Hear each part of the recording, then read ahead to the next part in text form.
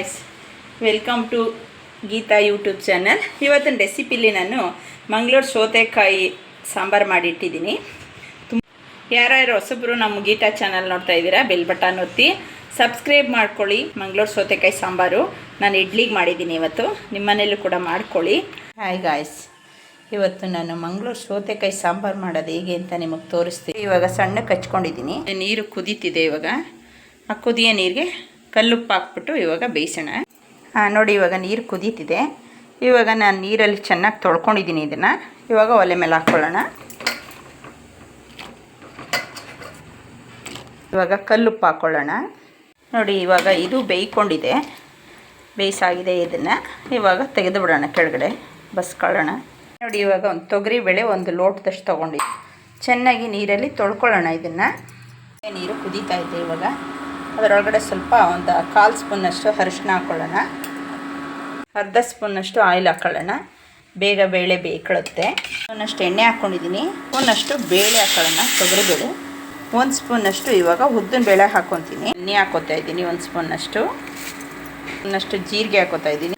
ಒಂದು 1/4 ಸ್ಪೂನಷ್ಟು ಮೆಣಸು ಹಾಕ್ಕೋತಾ ಇದ್ದೀನಿ. ನೋಡಿ, 4 ಗುಂಟೂರು ಮೆಣಸಿಕಾಯಿ, 2 ಬ್ಯಾಗಡೆ ಮೆಣಸಿಕಾಯಿ ಹಾಕ್ಕೋತಾ ಇದ್ದೀನಿ.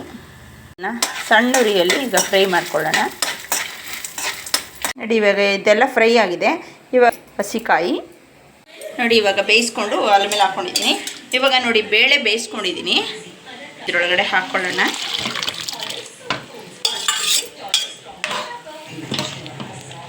ಇವಾಗ ಕುದಿಯೋಕ್ಕೆ ಇಟ್ಬಿಡೋಣ. ಮಸಾಲೆ ಎಲ್ಲ ರುಬ್ಬಿಟ್ಕೊಂಡಿದ್ದೀನಿ.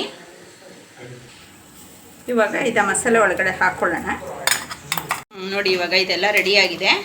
ಇವಾಗ ಇದಕ್ಕೆ ಒಗ್ಗರಣೆ ಹಾಕ್ಕೊಳ್ಳೋಣ. ಬನ್ನಿ, ಅರ್ಧ ಸ್ಪೂನಷ್ಟು ಸಾಸಿವೆ ಹಾಕ್ಕೊಳ್ಳೋಣ. ಒಂದು 4 ಸ್ಪೂನಷ್ಟು ಆಯಿಲ್ ಹಾಕಿದ್ದೀನಿ. ಅರ್ಧ ಸ್ಪೂನಷ್ಟು ಸಾಸಿವೆ ಹಾಕ್ಕೊಂಡಿದ್ದೀನಿ. ಈಗ ಮೆಣಸಿಕಾಯಿ ಹಾಕ್ಕೊಳ್ಳೋಣ. ಒಂದೆರಡು LG ಹಿಂಗೆ ಹಾಕೋತಾ ಇದ್ದೀನಿ. ಒಂದು 1/4 ಸ್ಪೂನಷ್ಟು ಹಿಂಗೆ ಹಾಕೋತಾ ಇದ್ದೀನಿ. ಇವಾಗ ಕರ್ಬೇವಿನ ಸೊಪ್ಪು ಹಾಕ್ಕೊತೀನಿ.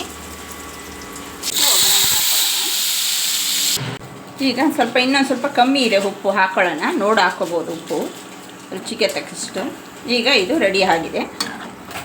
ನೋಡಿ ಎಷ್ಟು ಚೆನ್ನಾಗಿ ಬಂದಿದೆ.